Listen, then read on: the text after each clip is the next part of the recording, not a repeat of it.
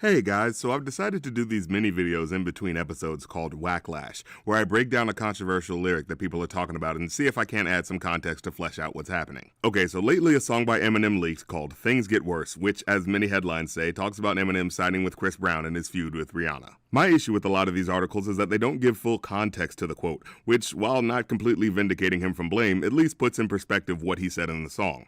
Now, just to preface, of course I'm not saying you can't criticize art, but at the same time, art needs context. For instance, if you came out of a horror movie and noticed that the killer killed a specific type of person, you might think, hey, why did it seem like the killer focused on women or children or teenagers as their target? What was the narrative significance behind it in terms of what the film was trying to say? But if someone came out of a horror movie saying, whoa, why did they have so many people being brutally murdered in that movie? Don't they know that looks horrifying? Why would a director want to show so much explicit blood and gore? You'd think, hey, do you know what a horror movie is? Because there are just certain conventions that the genre uses. And that's not to excuse the work of art if the murders are, say, specifically related to a certain minority. You could ask, hey, why is it that only brown people are dying in this movie? And that could lead you to find either a deeper commentary about society within the film, or you could find out that the director is a xenophobic jackass. The point is, you should engage in what the context of the specific situation of what the piece of art is doing, with the understanding that there are certain conventions it's adhering to. Now, with Eminem, I'm not saying his music is unable to be critiqued as well. There have been plenty of times where I've been uncomfortable with the context of certain songs. However, there is still context to be considered before looking at individual lyrics. For instance, we know that one of Eminem's gimmicks is ripping on celebrities, where he makes fun of the status of famous people and has a laugh at their goofs and shortcomings. We also know, though, that he's made lots of songs specifically dissing women and their sexual proclivities and what have you.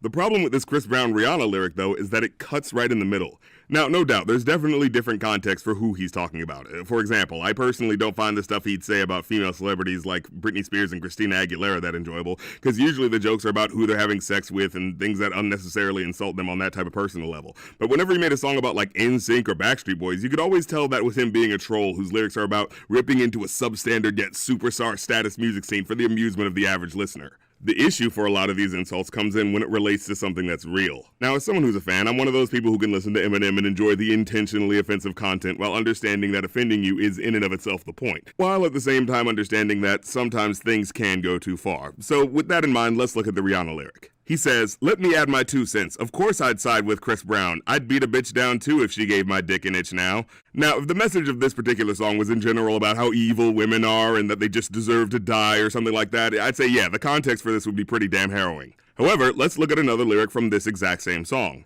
Kick down Dakota Fanning's front door while the whore is tanning. He can't say whore. Of course he can, man. He just saw her fanny, then murdered her while he danced around the room and wore her panties. Now, these lyrics are obviously different thematically, by which I mean in the Rihanna lyric, Eminem's talking about something real and traumatic that she went through, and in this lyric, as far as I know, Dakota Fanning hasn't been murdered on a tanning bed. But in the context of the song as a whole, the ridiculous scenarios about celebrities are supposed to be about ridiculing him. He's not necessarily saying things he believes you should really do. What I'm saying is, if the overall context of the song was about how women are evil liars who just want to give you STDs and take your money, yeah, I definitely understand the outrage. However, seeing that the overall vibe of the song is yet another troll record with over-the-top lyrics about celebrities, I'd just ask that you take the lyric about Rihanna about as seriously as the one about killing Dakota Fanning and wearing her underwear. However, the difference is, like I said, the Rihanna situation is real, whereas the Dakota Fanning one is imagined.